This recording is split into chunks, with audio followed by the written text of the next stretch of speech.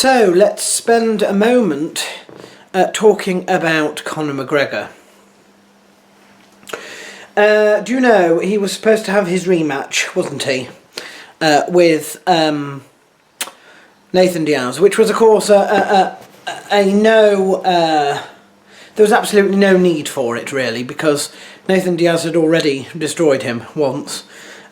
He would probably end up destroying him again. And there was nothing really in it for Nathan Diaz.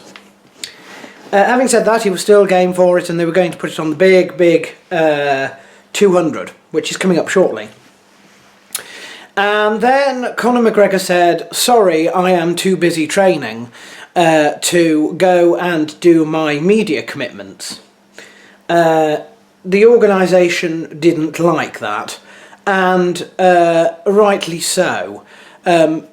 To be totally honest, and this is the absolute truth, it's a sport, and it's an entertainment. It's a form of entertainment, and it's about money, okay? And the best way to create lots of money is to create hype, and the best way to create hype is obviously a sort of he said, she said type of sort of banter and publicity. And the publicity events that the UFC do are, you know, they are quite high power, so I hear. That, you know, it's quite a commitment. But that is part of the job. If you cannot do that, and of course there's also this other sort of thought going on, isn't there, that you know, he has any right to say, I'm not going to do that, you know, I have to focus on my training. Yeah, you of course you do, but that is your thing to sort out, and you have to sort it around the commitments of your job. You can't say, oh, sorry, I'm not going to attend UFC 200, even though I'm going to fight, because I'll be too busy training. You know, you have to actually come to what you're supposed to do. All of this goes back to the fact that they spoilt him by pushing him too far, too fast.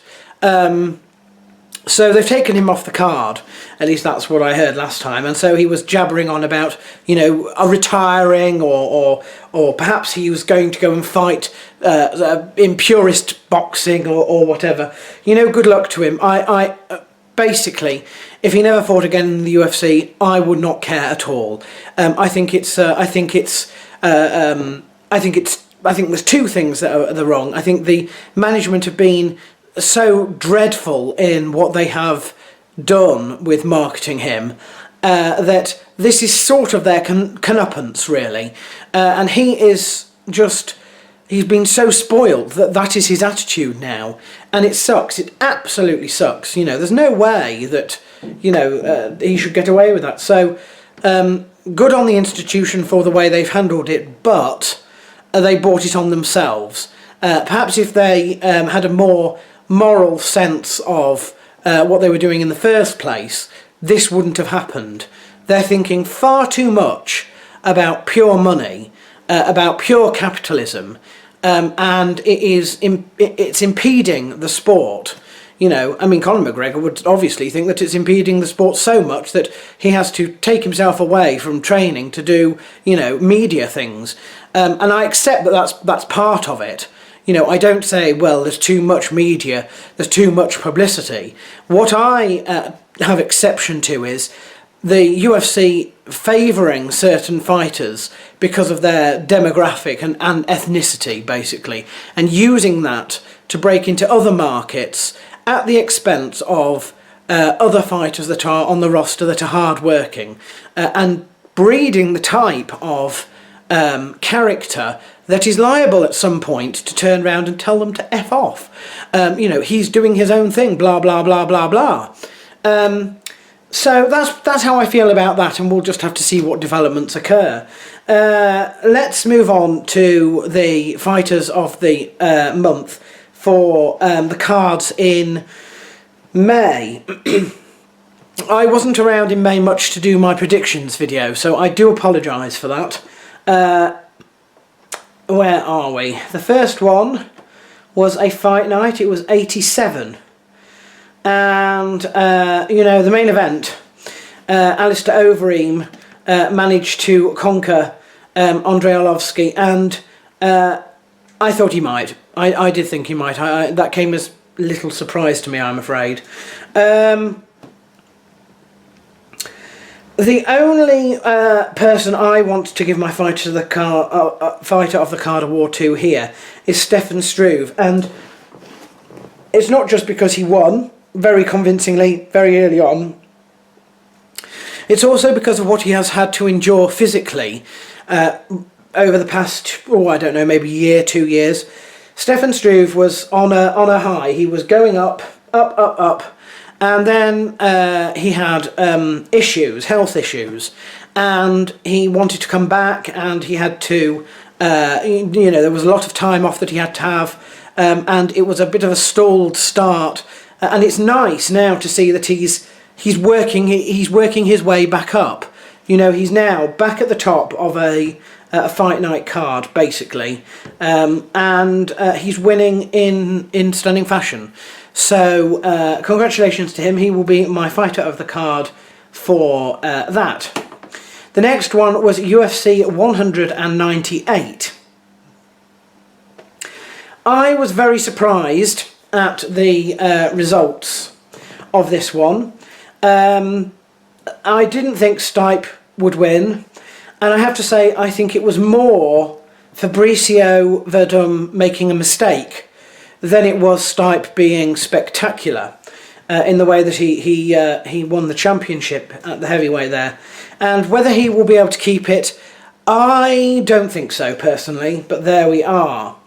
There were a lot of other good matches on the card.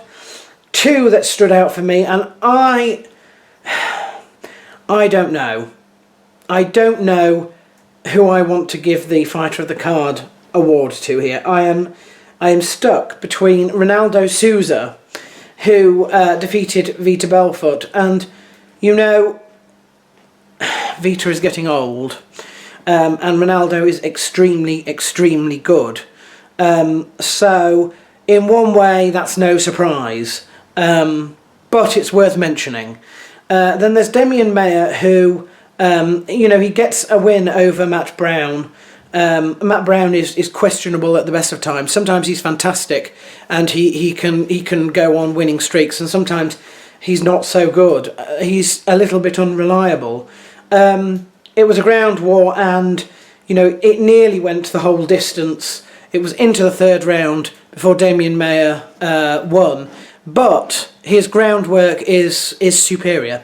It is so superior that it needs, there is cause to mention it.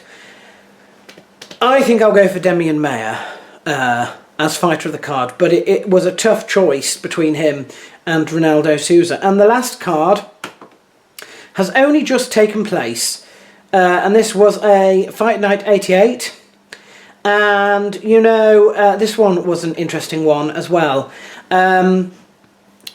for several reasons. A lot of my picks did really, really well. Brian Caraway, he won his. Paul Felder, Lorenz Larkin and Chris Camozzi also won. Rick Story is back, quite high up on the card.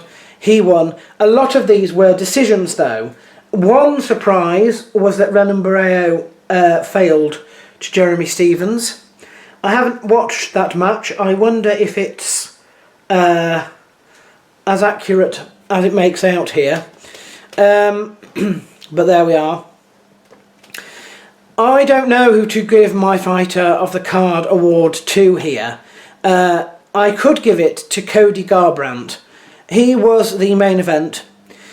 He won. He got a stoppage against Thomas Almeida. People did not think that he would do that. But then I don't know a lot about Thomas Almeida, to be totally honest. So I don't know if that's as stunning as it looked or not. I do, however, know that Eric Koch has made his return. He's quite low down on the card, which is a disappointment because he's fabulous and he really ought to be, much, much higher up. But he's back and he's done well. He got a finish. I think I'll give my fighter of the card award to him.